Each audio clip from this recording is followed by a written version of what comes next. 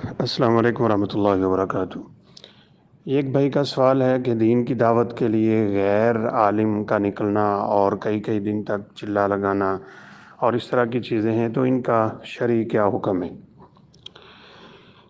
اللہ تعالیٰ کا یہ فرمان تو بڑے کھلے لفظوں میں موجود ہے کہ تم ایک بہترین امت ہو، تم لوگوں کو نیکی کا حکم دیتے ہو، برائی سے منع کرتے ہو، تو اس کو امت دعوت کہا جاتا ہے، دعوت دینے والی امت ہے۔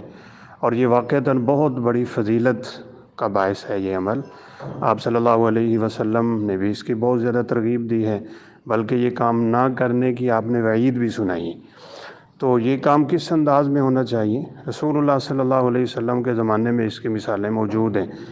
آپ ایک عالم دین کو روانہ کرتے تھے کسی علاقہ میں، اور وہ اس علاقہ میں جا کے لوگوں کو دین سکھاتا، قرآن مجید کی تعلیم دیتا۔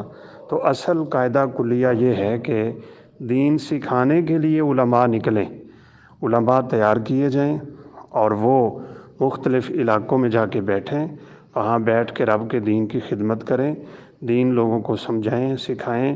عام لوگوں کو اکٹھا کر کے ان کے پاس لائیں۔ نا پڑھ آدمی، ان پڑھ آدمی جو علم سے واقف نہیں ہے، وہ لوگوں کو دین نہ سکھائے۔ وہ کیسے سکھائے گا جب اس کے پاس خود ہی نہیں ہے؟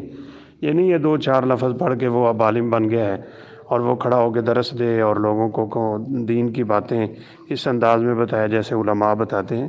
یہ اس کا میدان نہیں ہے، بلکہ اس سے سختی سے بچنا چاہیے، گریز کرنا چاہیے۔ یہ عالم دین کا کام ہے جو نصوص سے واقف ہے، رموز سے واقف ہے، حکمتوں سے واقف ہے، اور دیگر جو مقاصد شریعت ہیں ان سے واقف ہے۔ تو ایسے شخص کی ذمہ داری ہے، لہذا ہر شخص اٹھ کے یہ کام نہیں کر سکتا۔ البتہ اپنے دائرہ کار میں رہ کے ہر شخص نیکی کا حکم کرے اور برائی سے روکے۔